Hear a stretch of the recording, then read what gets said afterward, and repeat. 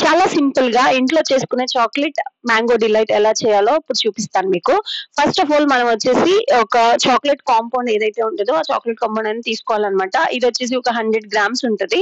So 100 grams మనము already temperature సరిగ్గా లేదు కాబట్టి, అంటే వేడిగా ఉంది కాబట్టి చాక్లెట్ కాంపౌండ్ అయితే అలా ఉంది. దీన్ని ఒక 30 సెకండ్స్ మనం మైక్రోవేవ్ చేస్తే సరిపోతుంది అనమాట. సో మైక్రోవేవ్ చేయంగానే ఇట్లా చాలా స్మూత్ గా, చాలా ఈజీగా నెక్స్ట్ వచ్చేసి మిక్స్ అయిపోతా ఉంటుంది అనమాట. ఇదే చాక్లెట్ ని మనం ఏం చేయాలి అని అంటే, ఇట్లా పైపింగ్ బ్యాగ్ లో అయితే పైపింగ్ బ్యాగ్ లో వేసుకునేది దేనికి అంటే, గ్లాస్ ఏదైతే మనం చాక్లెట్ డిలైట్ వేసుకుందాం అనుకుంటున్నామో, మ్యాంగో చాక్లెట్ డిలైట్, ఆ గ్లాస్ ని డిజైన్ చేసుకోవడానికి అయితే ఈ చాక్లెట్ కాంపౌండ్ అనేది మనం మెల్ట్ చేసుకొని చాక్లెట్ డిజైనింగ్ వేసుకోవడానికి కోసం అని చెప్పేసి అయితే దీన్ని మెల్ట్ చేసాము. సో ఇప్పుడు వచ్చేసి మనము చాక్లెట్ డిజైన్ వేసుకున్న తర్వాత మన ఇష్టం ఎలా అన్నా వేసుకోవచ్చు అనమాట. ఇట్లా ట్రాన్స్పరెంట్ వైట్ గాజుది గ్లాస్ తీసుకొని దాన్ని ఇట్లా వేయంగానే ఏమవుతుంది అంటే, ఎల్లో అండ్ బ్లాక్ కాంబినేషన్ చాలా బాగుంటది. అంటే yellow and white chocolate combination బాగుంటది కాబట్టి ఈ రెండు కాంబినేషన్స్ తో ఇది ఎట్లయితే చాక్లెట్ సెట్ అవడానికి వేసేసి దీనికి డిజైన్ లాగా ఇచ్చేసి దీన్ని ఒక 5 మినిట్స్ మనం ఫ్రిడ్జ్ లో పెడితే కనుక చాక్లెట్ అంతా కూడా గ్లాస్ కి సెట్ అయిపోతుంది అనమాట. ఇంకా మనం ముందు వేస్తే కూడా, అంటే ఇప్పుడు వెంటనే మనము మ్యాంగో వేసేసాం అనుకోండి, మ్యాంగో పల్ప్ ఏదైతే ఉందో అది వేస్తే కనుక మొత్తం అంతా స్ప్రెడ్ అయిపోతుంది. అదే 5 మినిట్స్ ఆగి వేస్తే చాలా నీట్ గా వస్తుంది అనమాట. సో 5 మినిట్స్ ఫ్రిడ్జ్ లో అయితే గ్లాస్ ని సెట్ చేయడానికి పెట్టాలి.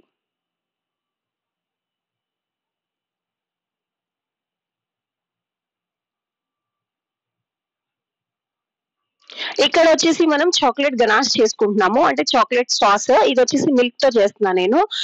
ఒక 100 గ్రామ్స్ కి నేను వచ్చేసి 60 ml ఆఫ్ మిల్క్ అలా వేసాను అనమాట. చాలా ఎక్కువ వద్దు నాకు, అంటే చాలా ఎక్కువ సాసీ కన్సిస్టెన్సీ అయితే, చాక్లెట్ సాస్ కన్సిస్టెన్సీ అయితే నాకు వద్దనమాట. సో అందుకోసం అని చెప్పేసి ఎంత ఉందో చూసుకొని నేను దాన్ని బట్టి వేసుకున్నాను. సో మీరు కూడా 1:2 రేషియో కదా, సో అంత కాకుండా 1:2 ఇంకా కొంచెం ఎక్స్ట్రా వేస్తే సరిపోతుంది అనమాట. ఆ రేంజ్ లో అయితే మీరు చాక్లెట్ సాస్ అయితే తయారు చేసుకోండి.